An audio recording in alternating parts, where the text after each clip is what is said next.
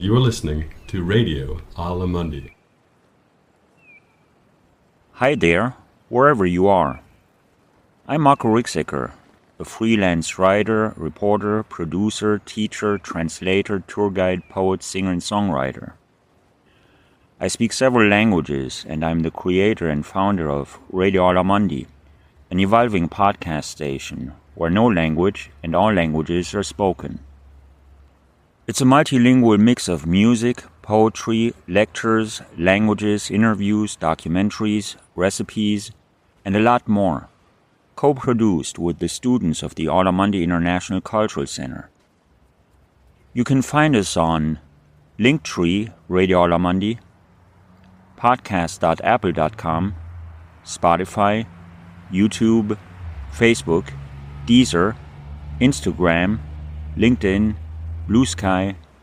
Search for Radio Aula Mundi.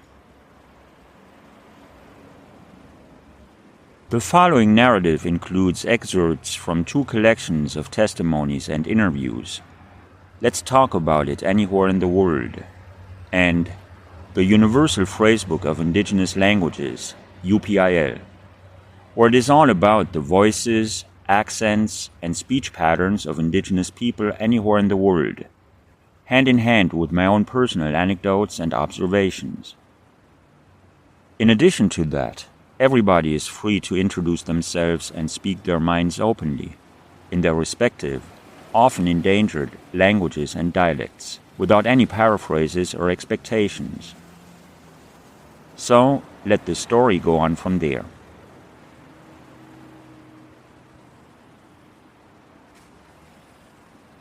Mike Bern's music comes to my attention one day when an excerpt from one of his songs is played in a podcast that I've subscribed to.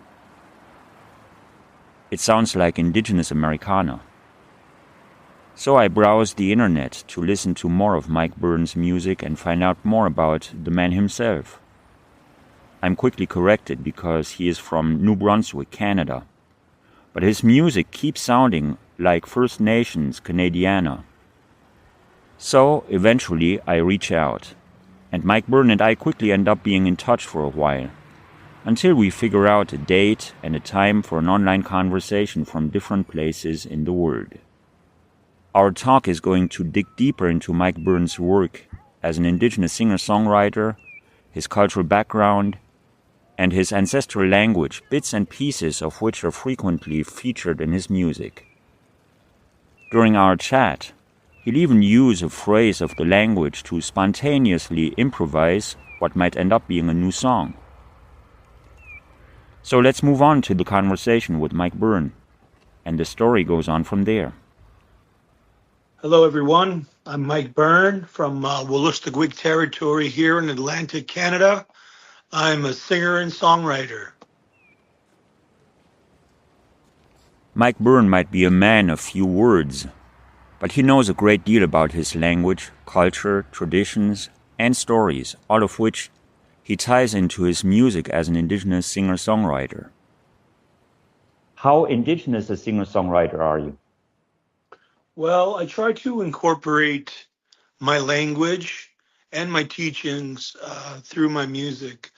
Sometimes it doesn't turn out that way, but I try my best to incorporate that because language is very important here.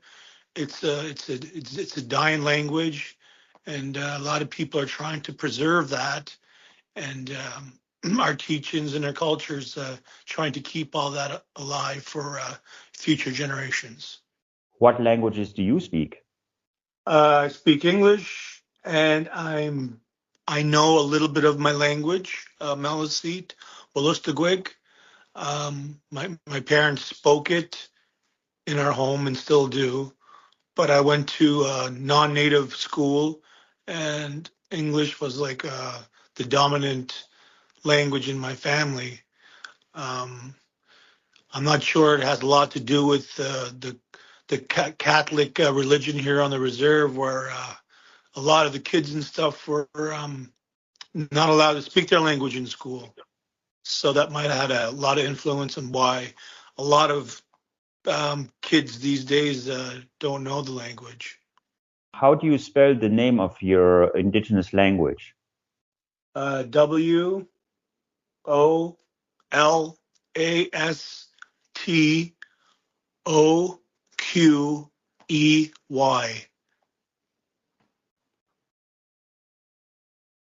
So first I repeat the spelling, WOLASTOQEY. That's correct. And how do you pronounce it? Wolastoqey. Wolastoqey. Is that correct? Just say it slower. You say it slower, and it'll come together. Because they call Like us so? the slow talkers, right? Because our neighboring tribe, the Mi'kmaq, they speak a lot faster than us, the language, and ours is slower. So they gave us the nickname Malizik. That means slow talkers, slow tongue in their language. What do you call yourselves in Wolastoqey? Yeah, Holistic is the river, okay, the St. John River, and all the Holistic Meliseeds lived along the river. So a long time ago, they must have called themselves people of the beautiful river. That's what Holistic means, the beautiful river. Uh, there were so many names that were given to us by different people, and Meliseet was one of the names that we we adopted maybe for a century or so. But now we are slowly um, going away from the name and going to the correct name that our name we should be called by, like the Wolastoqey, the people of the beautiful river. Then longer in maybe the 1300s, I was reading that they called us the muskrat people, and then I don't know what it is in our language. It's a long word, but they call us muskrat people because that's was one of our things that we ate, and we lived along the banks of the river. We lived like the muskrat. So there's still people that do still call us that, and I kind of like that too. But that's not who we are now. That's who we used to be. Wolastoqey. What kind of a language is I think Wolastoqey? that's under the Algonquin languages, because there's similarities with a lot of them, like Ojibwe, Cree. You could hear the similarities. We almost use the same words but for different meanings. I noticed because my wife is Ojibwe and my daughter is Cree and Ojibwe, and I'm a Wolastoqey. So I hear she speaks her language every once in a while, and I can hear like the similarities in it. And I read before that Meliseet was under the Algonquin um, languages, or not languages, but you know what it runs under. Are you learning your language in any way, or is what you know just based on memory? Just what I know by memory. I was taking a class a few years ago, an online class, but I don't know, something happened and I had to step out. But I'm hoping on getting into another class here. They have a course here on the reserve where you can learn your language and you can get like a diploma or whatnot, and you can further your education. And as soon as I get more time on my hands, I'm gonna try and get into that, and so I'm able to speak my language, write my language, and we've seen a lot of success come out of that course. People writing books in their language, and people going away to teach their languages. So yeah, the success rates from the course is really good, and I think it's affiliated with the St. Thomas University out of Fredericton, New Brunswick. What languages are you able to dream in? English. Sometimes When I dream of my ancestors, though, they speak to me in language. Like when my daughter was born in 1997, I had a dream that night, and my grandmother was behind me, and she's telling me how happy she was for me in our language. And I turned around and I went to go hug her, and then I woke up. So I don't dream in my language. It's mostly English, unfortunately. Do you remember what your grandmother said? Yeah, I think it's more that I remember her saying, like, Waliwin, Gazalamugus. That means, like, I'm proud of you and I love you. Gazalamu, that means I love you in my language. Gazalamu. And Waliwin is thank you, or you're giving thanks, or you're grateful for something. How do you go about tying in your indigenous language in your music?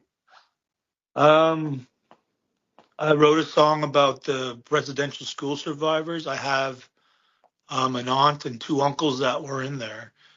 Um, Two of them have passed since, and I wanted to honor them. So I didn't know the language, so there's a lot of linguists around the area that help me with, like, if I want to know how to say something properly, I go to, a few people, and my aunt was one of them that was in a residential school. And the song was called Abadabazik. That means children come home. And she helped me with that. It's my songs are not all in my native language.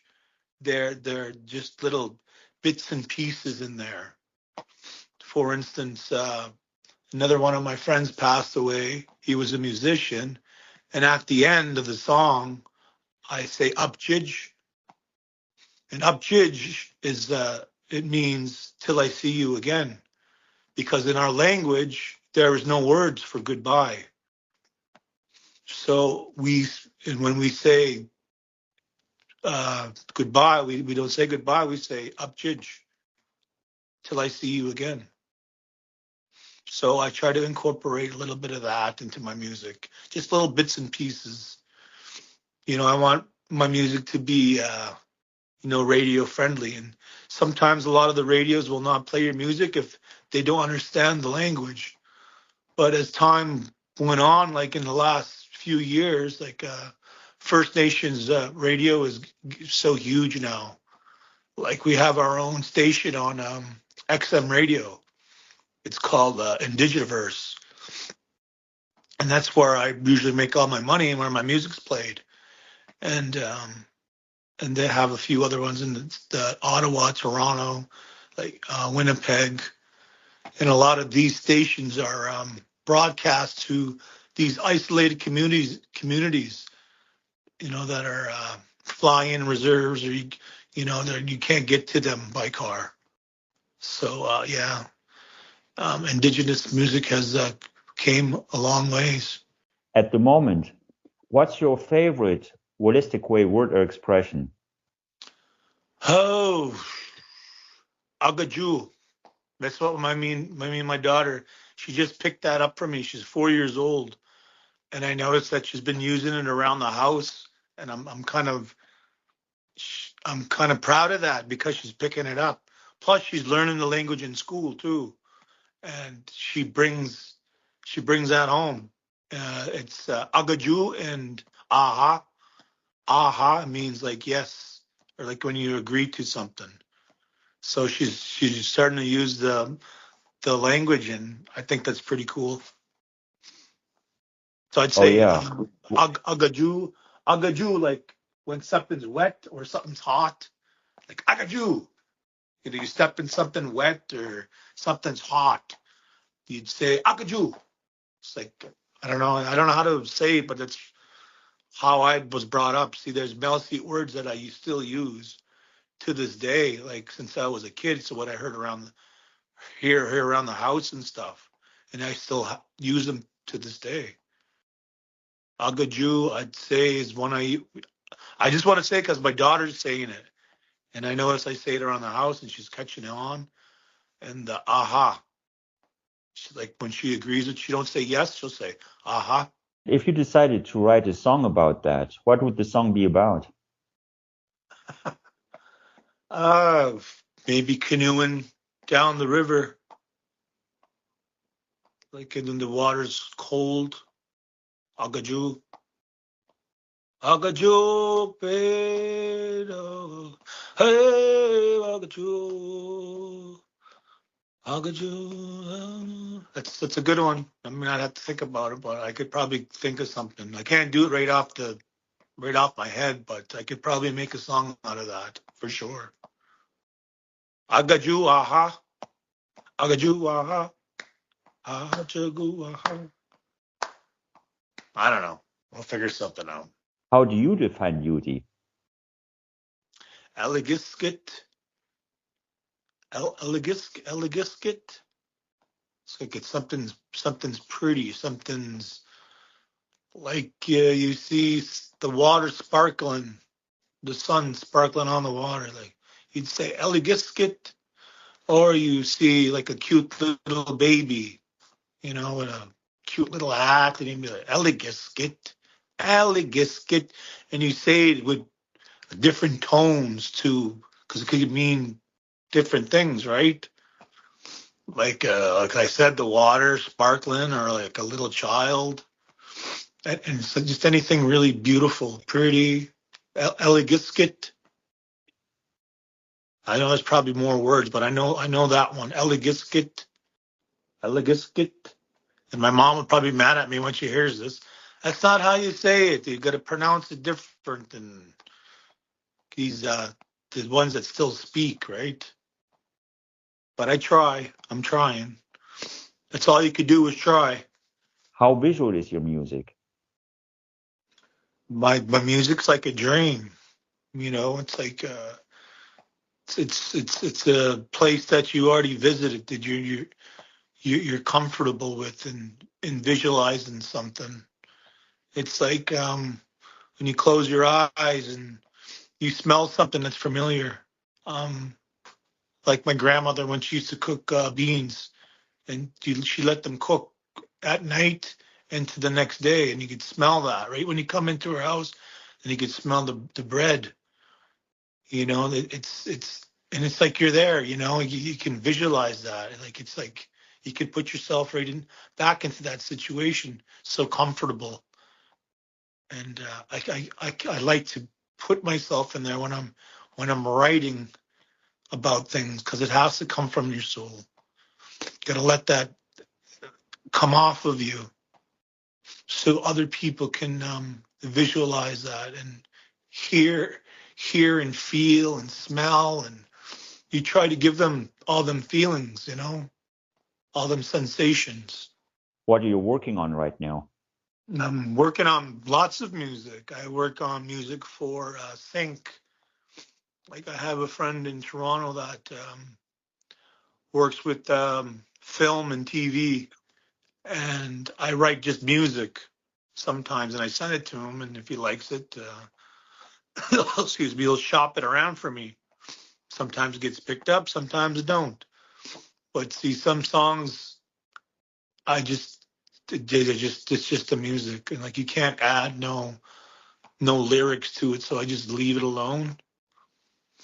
And it's just how it goes. I just write music, and then if lyrics come up when I'm writing, then I write them down. But sometimes just looking for a melody more than anything, and if the lyrics come into my head, then so be it. But sometimes, yeah, sometimes there's no lyrics, and sometimes there is. The next two questions are part of a series that is meant to allow creators of all types to think about their work and its effects on people. Why bother? 2 questions, 5 senses. Reflections on our arts and crafts. Why bother? Well, it's up to them. Like it's not for everybody. I understand that.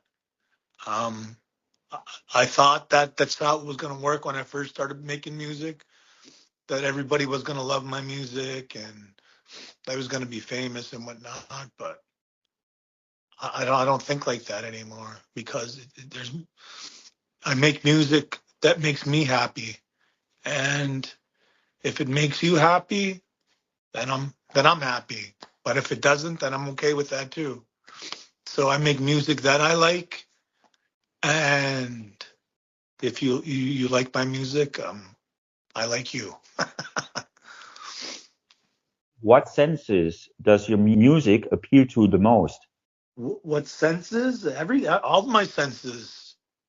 All my senses that I feel, that I experienced. So I try to give that to the listener. Like it's how I experience it. I want them to experience the same thing when I'm writing music, and that's how you try to connect with your audience, because you want them to connect with you. You want them to feel with you these senses and all this stuff. Love, joy, hate, whatever you have. You want them to feel what you're feeling.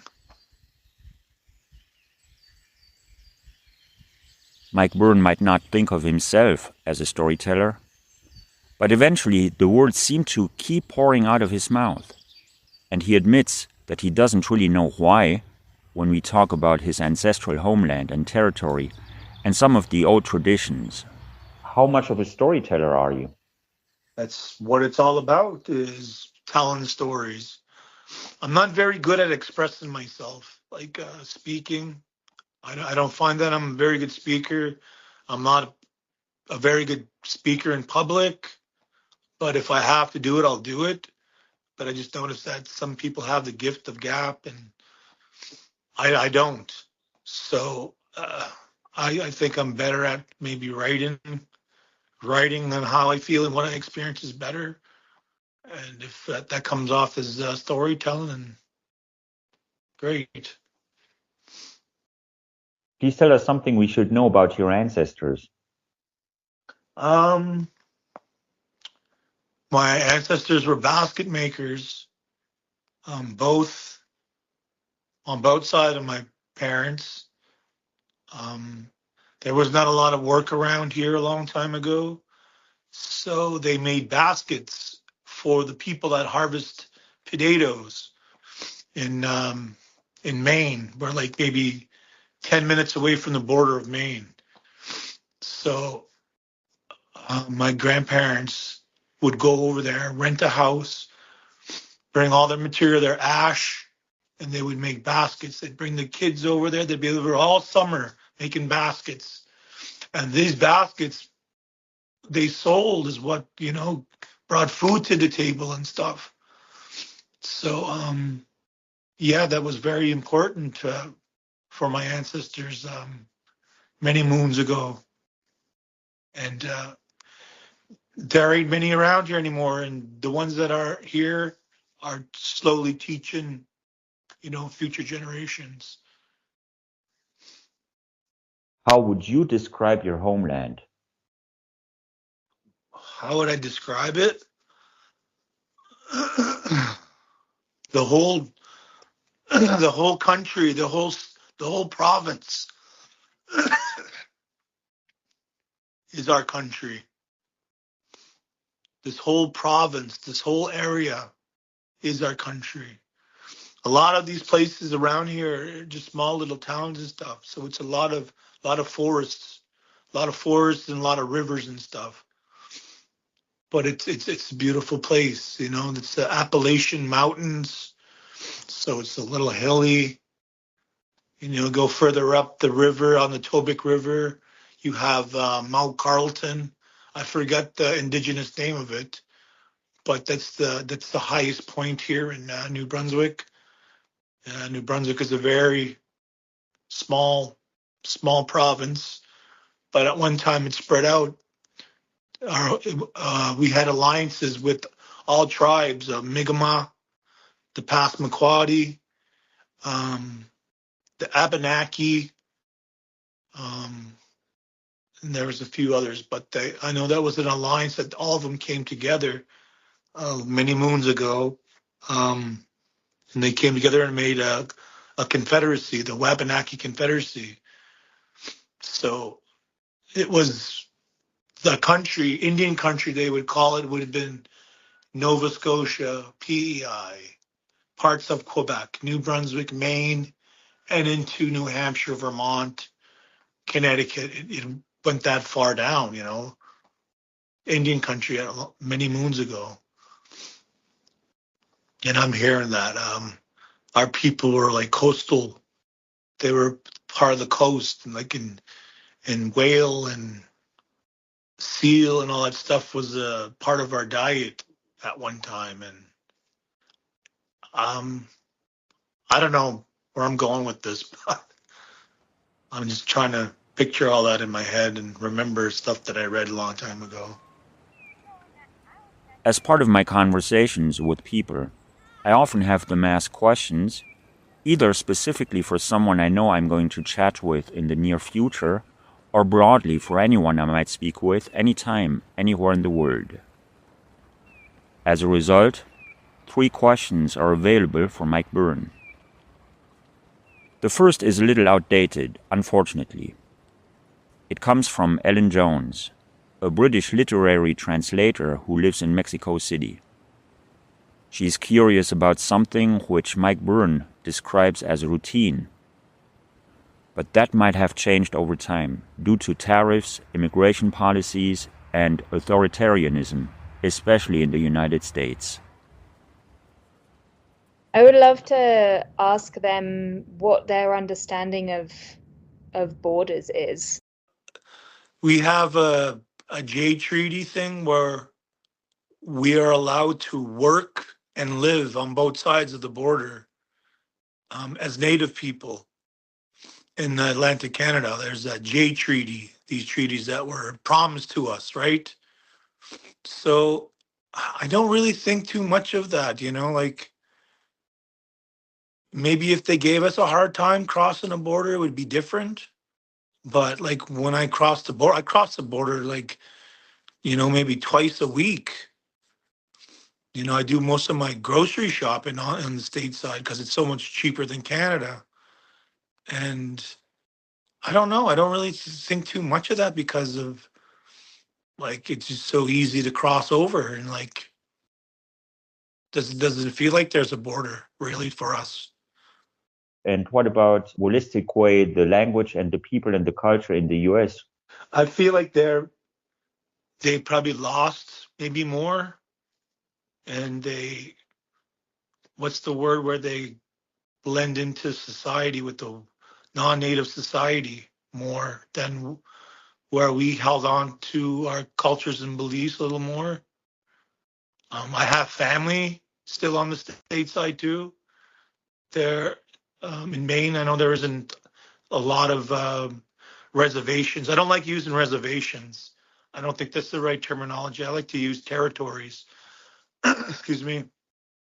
And there's Mi'kmaq. There's a Mi'kmaq Reserve, and there's a Ballistigwig in Holton. Then you got the Passamaquoddy down more near the coast. So I have family like the other side too, where, like I said, that line, that invisible line, it doesn't affect us. I don't think, anyways.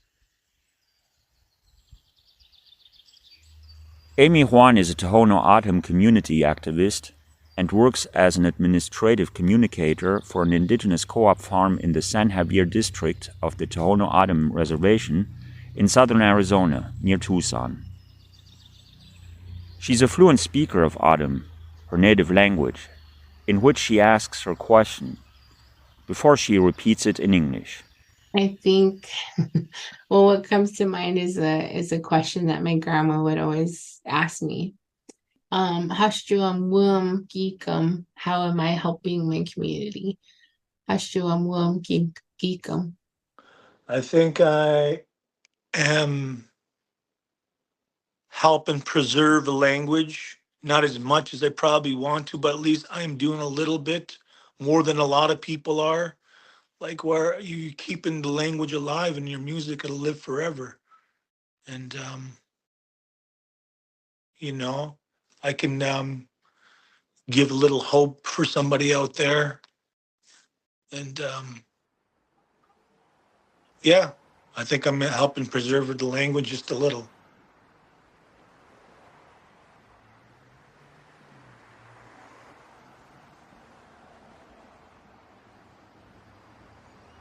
Karen Harriman is a Los Angeles-based poet who loves to listen to music when she's writing poetry, which is why she addresses her question directly to any musicians I might speak with anytime, anywhere in the world. How would you describe your music as a painting? Or if your music were a painting, what would it look like? Oh, what would it look like? It'd be like a flood coming over a village in the spring where the frost just left, and everyone's trying to get up over the rocks and away from the water, but they're still trying to hold on to their children, and they're losing their children, losing their belongings as the water washes it away. But everyone's still trying to climb up from the water away from the village to save themselves. Keeps climbing and climbing until they get up to where they want to. But the water just keeps getting higher and higher. There's your painting.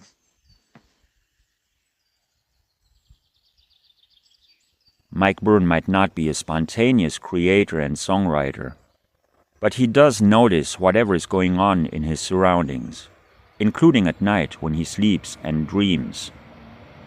And some of all that eventually makes it into his music. What's the coolest sound you've heard recently, and how could you play it on an instrument? I hear dump trucks, and when the dirt comes off and that thing bangs real loud. And then I have my neighbor building his workshop next door, so I hear him chopping the plywood and the screwing. Then I hear the gockagoose, the crows in the back. It's like there's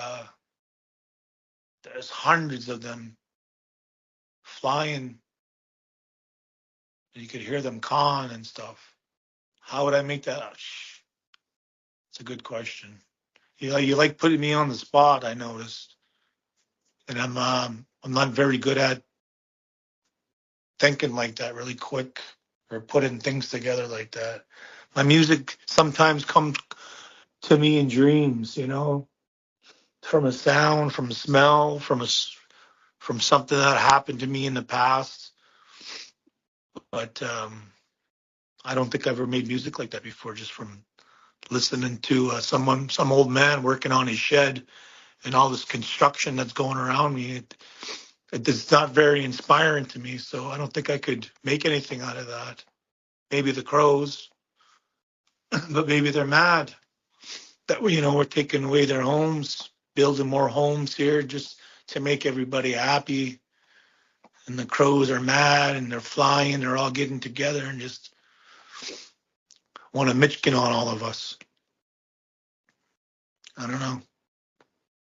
How did you sleep last night? Slept good. I'm coming over a little sickness, a cold, and I don't like taking stuff because my daughter sleeps with us and my wife, and when I get coughing, I can't stop, so I got to take a little NyQuil just to make me not cough and wake everybody up. I don't want to come out here and sleep on the couch because the couch is not very comfortable, so I have to indulge in a little bit of NyQuil, and I slept good.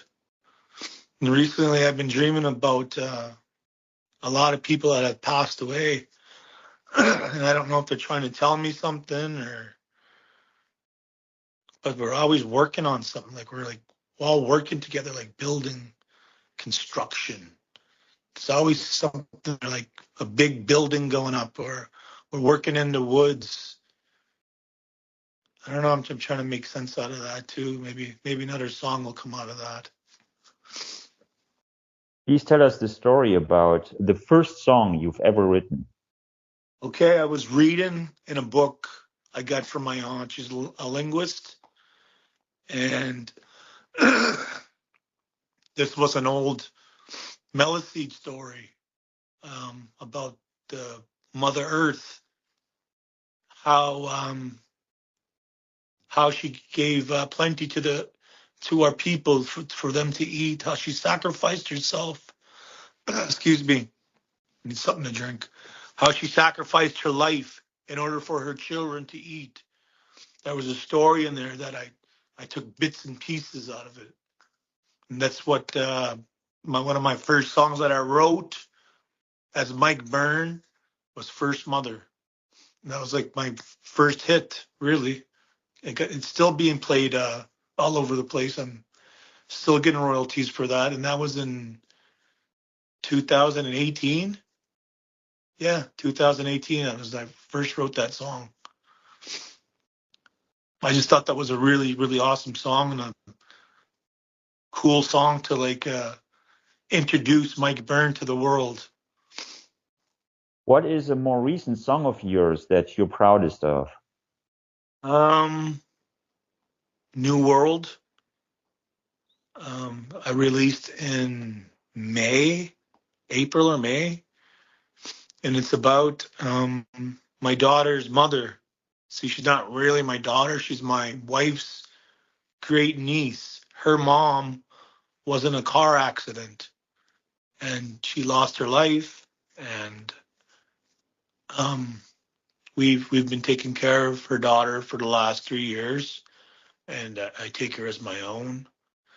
And like I always like to give tribute to people and give thanks and show my gratefulness to people, and especially to her for giving her letting us take her child.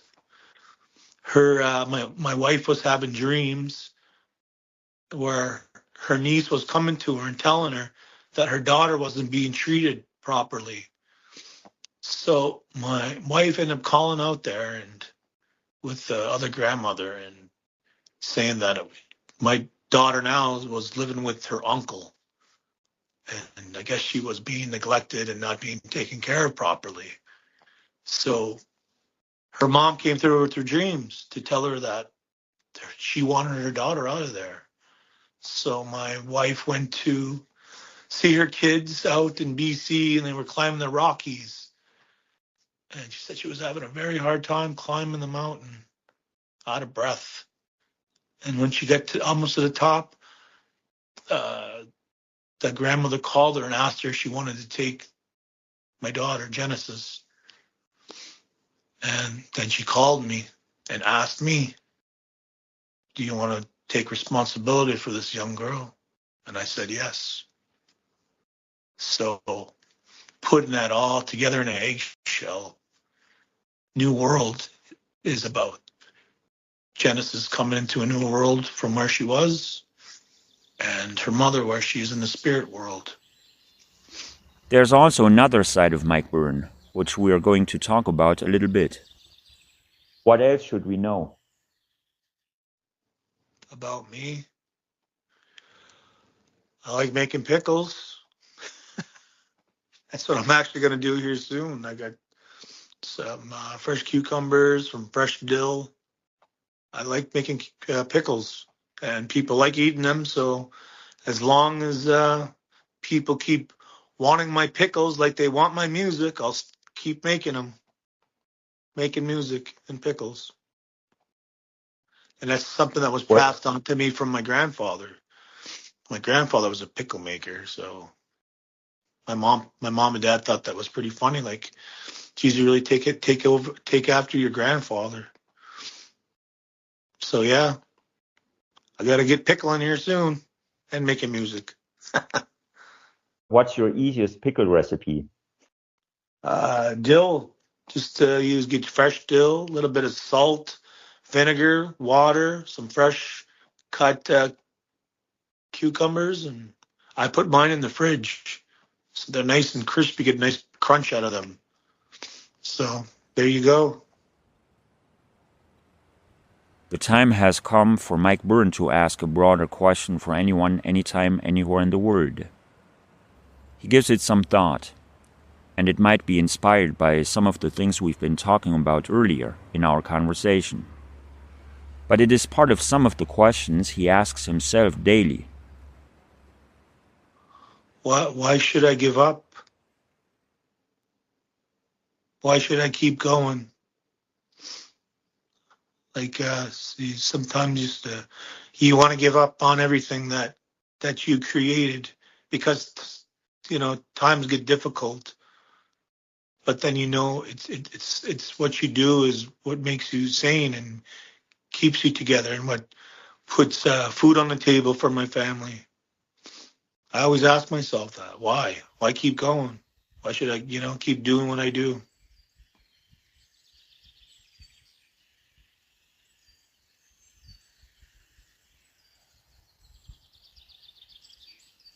Going back to his music and some of his songs, I'm curious to know if Mike Bern has one that would best illustrate our conversation. And he does. What song of yours would best illustrate our conversation today? Shrine of Cheryl. It's a song I wrote about my late uncle. Just driving. It's like it feels like I was driving and just talking to you, and I'm looking out the window, and it made me comfortable. It made me easy to talk with you. So yeah, it's a little upbeat song. I don't make a lot of those, and it made me happy. This interview, this conversation we've had. Shrine of Cheryl. So, there is no word for goodbye in Turistico, Mike Bern's ancestral indigenous language.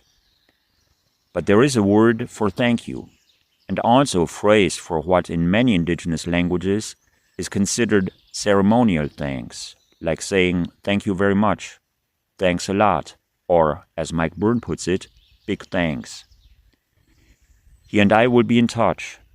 As a matter of fact, Mike Bern is going to keep checking in with me from time to time after our online conversation. So the story goes on from there. But we'll say Chi Waliwan, a big thank you. Chi means big, great. Chi Luiwan, big thank you.